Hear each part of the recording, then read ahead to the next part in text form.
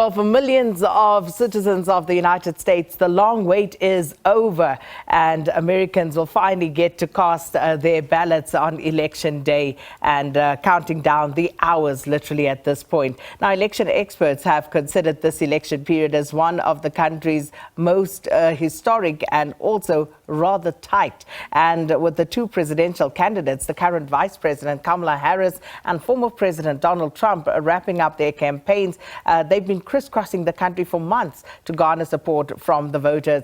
And although millions of voters have already cast their votes through the postal voting or early ballot systems, today's election day is expected to attract a large number of eager voters, including thousands of naturalized South Africans, expats residing in that country. So for an update on what's to be expected and taking a different vantage point on American Election Day, we joined virtually by Yolanda Sangweni, who's Vice President of Culture Programming at National Public Radio. Yolanda, thanks so much for being with us and welcome to Morning Live. Thank you. Thank you for having me. And please excuse the raspy voice. It's very early in the morning. No, we appreciate that. And apologies that we have to keep you up this early. But, you know, Yolanda, is there a buzz around in the U.S. at the moment? Are people excited about this very tight contest? You know, I live in New York City, so absolutely there's a buzz. But, you know, we always say New York is a little different from, it's not really the United States, because there's so many of us that are coming from different parts of the world that live in New York. There are, you know, it's a melting pot.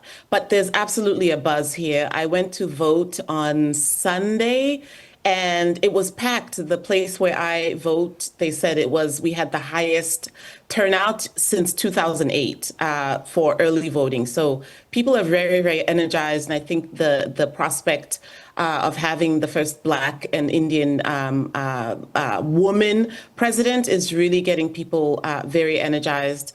And, you know, I think I live in New York City, so there are people who are very, you know, it's both. It's Republican and it's Democrat. So there's a lot of chatter going about, and it's very energized.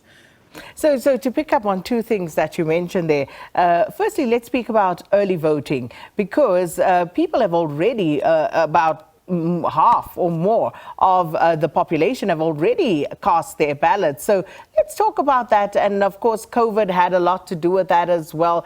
We are now in the post-COVID period, but that is still an option to many people who are exercising that. You did too. So, you know, why would people prefer doing that as opposed to coming out on Election Day itself?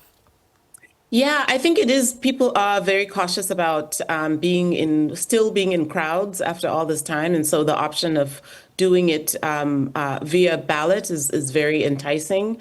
But also, I think some of us just want to avoid the rush of Tuesday, which is today, you know, avoiding the rush and all the crowds that happen on Tuesday.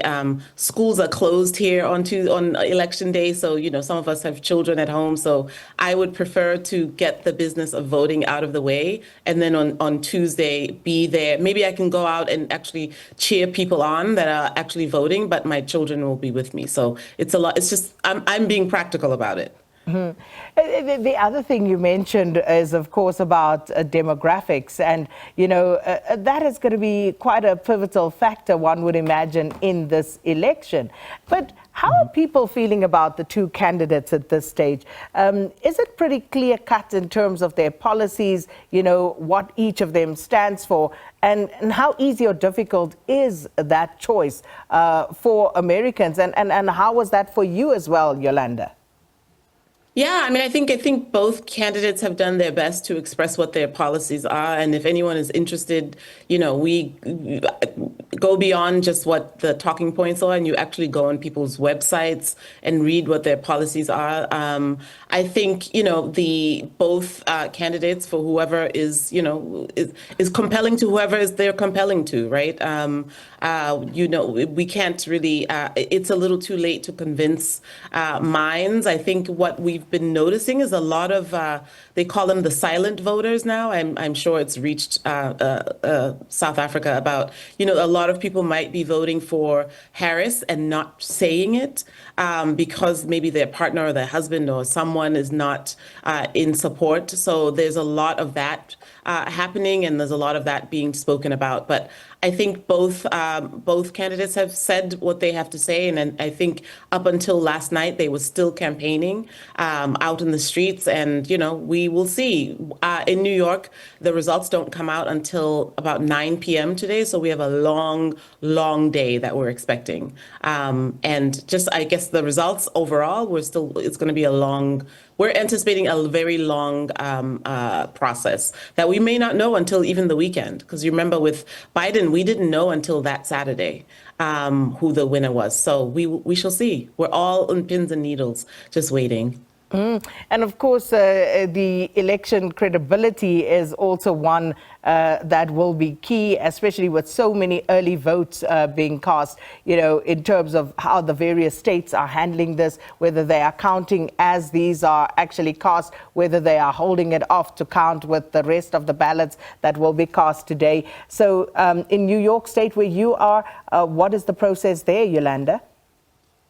The process is, it's the age-old process. We all vote, and then the ballots are counted. I think the idea of fraud has already been disproven. That the process has been it's the way it's always been for generations. And so I know that with this particular election, there's already accusations of fraud, and the fraud has not been found. So we are just anticipating a system that, very professional people are monitoring. And I must say that I think what has been really outstanding and warms the heart is that how many people are volunteering at the polls this year. When you go there, there's all types of people, all types of demographics showing up to volunteer and help us through the process. So I think for me, I'm more focused on the people and how the people have mobilized around this moment. And the poll workers really deserve a round of applause because they've been out there encouraging people, standing, and a lot of them are not getting paid. They're doing it out of a civil service. So that's who I'm focused on, the people, everyday people that are actually showing up and doing the best that they can for this election.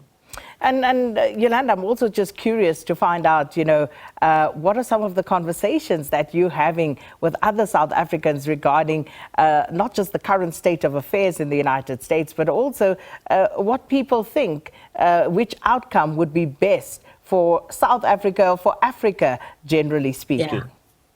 Yeah, I mean, we are called expats, but, we're immigrants here. So I think in sort of anecdotal in the conversations, people are very much vying for a Democratic ticket because that